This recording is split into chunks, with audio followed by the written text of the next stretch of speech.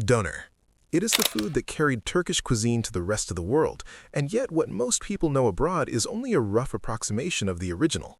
In Turkey, döner is made from carefully seasoned layers of lamb or beef stacked onto a vertical rotating spit and slow-cooked for hours as the outer layer crisps and browns. It is sliced thin and served either on a plate with rice, grilled tomato and salad, or tucked into fresh bread with vegetables. The meat is the entire point, and the quality of seasoning and the patience of the cook determine everything about how it tastes. Adana kebab. It comes from the city of Adana in southern Turkey, and it is one of the most intensely flavored kebabs in the entire Turkish repertoire. The meat is lamb, hand-minced with tail fat and mixed with red pepper flakes and a small amount of seasoning, then pressed by hand onto wide flat skewers and grilled directly over charcoal.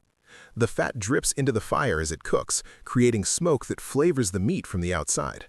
It is served on a bed of thin, flat bread with grilled peppers, tomatoes, and raw onion dressed with sumac. The heat level varies, but a proper Adana kebab always carries a distinct warmth that stays with you. İskender kebab. It is named after İskender Efendi, a butcher from Bursa, who is credited with creating it in the 19th century, and it remains one of the most celebrated dishes that city is known for. Thin slices of döner meat are laid over pieces of freshly baked pide bread that have been torn and spread across a plate. Then a hot tomato sauce is poured over everything, followed immediately by browned butter that sizzles as it hits the dish. A spoonful of thick, cold yogurt sits on the side. The combination of the soft bread soaking up the sauce, the rich butter, and the cool yogurt against the warm meat is what makes it unlike any other kebab. Lahmacun. It is a thin round of dough rolled almost to transparency, topped with a finely minced mixture of lamb, tomatoes, onions, parsley, and spices, and then cooked at very high heat until the edges char slightly and the base crisps. It comes out of the oven light and fast and is meant to be eaten immediately. The standard way is to lay fresh parsley, sliced onion, and a squeeze of lemon across the surface, then roll it up and eat it with your hands.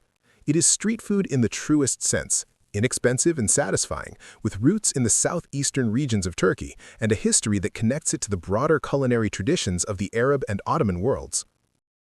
Pide. It is a boat-shaped flat bread baked in a stone oven with the edges of the dough folded up to cradle whatever filling sits inside.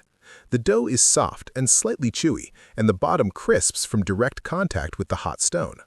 Common fillings include minced meat cooked with tomatoes and peppers, sucuk, which is a spiced dried sausage, white cheese, or a combination finished with a raw egg cracked on top just before the bread finishes baking. It is associated most strongly with the Black Sea region, particularly Trabzon, and it is a sit-down food, served hot and eaten with a knife and fork rather than held in the hand. Börek. It is a family of pastries made from thin sheets of dough called yufka, layered and filled and then cooked in various ways, depending on the type being made. The fillings most commonly used are white cheese with fresh parsley, seasoned minced meat, or spinach. Su börek is the most elaborate version, where the dough sheets are briefly boiled before being layered with filling and baked, producing a result that is soft and almost silky inside, rather than flaky.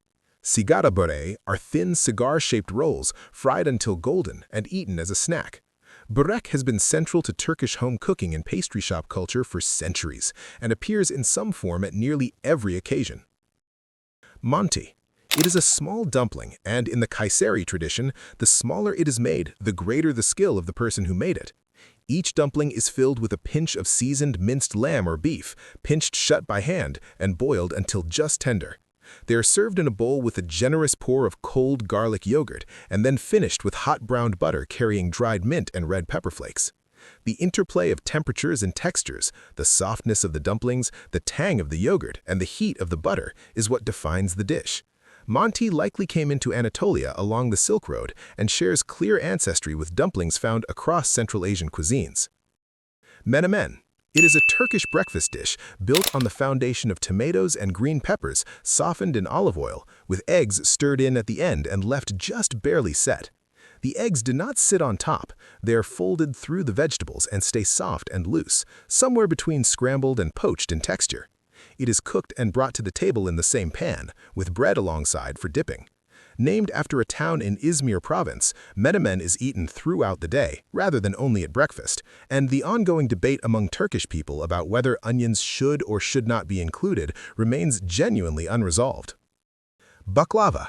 It is the most internationally recognized Turkish dessert, and making it properly requires real skill. Dozens of paper-thin layers of dough are brushed individually with clarified butter, stacked with finely ground pistachios or walnuts between them, and baked until golden. The moment it comes out of the oven, hot syrup is poured over the entire tray so that it absorbs as the pastry cools. The result should be simultaneously crisp and saturated, never soggy, never dry. Gaziantep in southeastern Turkey is considered the home of the finest baklava, using locally grown pistachios with a deep green color and an intensity of flavor that other varieties cannot match. Gaziantep baklava holds a protected geographical designation from the European Union. Simit. It is a sesame-crusted bread ring sold from red carts on almost every street corner in Turkish cities, and for a large number of people, it is simply breakfast. The outside is firm and covered densely with toasted sesame seeds, and the inside is chewy and slightly dense. It is eaten plain, with white cheese, with butter, with tea, or with nothing at all. Historical records show simit being sold in the streets of Istanbul since at least the 16th century, which makes it one of the oldest continuously existing street foods in the city. It is not remarkable in any showy way. It is simply always there. And that constancy is exactly what gives it its place in Turkish daily life. Mercimek çorbası. It is red lentil soup, and in Turkey it is one of the most fundamental foods there is. The lentils cook down completely, blended smooth with onion, carrot, and cumin into a thick golden-orange bowl that is finished with a pour of butter carrying dried mint and red pepper. A wedge of lemon comes with it, and squeezing it over the soup just before eating changes the flavor entirely, cutting through the richness and brightening the whole thing. It is eaten for breakfast, as a starter before a larger meal, and late at night when something warm and simple is needed. The ingredients are few, and the technique is straightforward, but the balance of each element matters more than it might appear. Dolma. It is the practice of filling a vessel with seasoned rice or meat, and in Turkish cooking, that vessel is most often a grape leaf, a pepper, a zucchini, or an eggplant. The filling exists in two main forms. The meatless version uses rice mixed with currants, pine nuts, herbs, and warm spices, is wrapped or stuffed into the chosen vegetable, cooked gently, and served at room temperature with yogurt. The one with meat uses minced lamb combined with rice and is served hot. Yaprak dolma, made by wrapping individual grape leaves around small amounts of filling, is the most delicate and the most time-consuming to prepare, and it represents one of the defining techniques of Ottoman palace cooking. Midye dolma. It is stuffed mussels, and in Istanbul, they are one of the most beloved street foods the city has.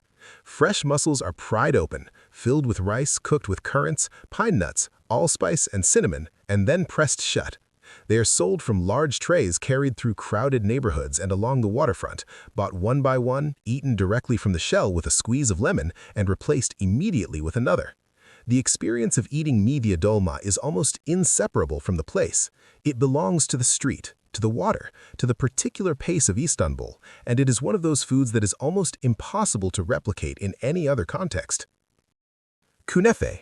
It is a hot dessert made from shredded wheat dough, layered around a mild, stretchy cheese, cooked in a small copper pan until the outside is golden and crunchy, then soaked immediately in sugar syrup and finished with ground pistachio on top.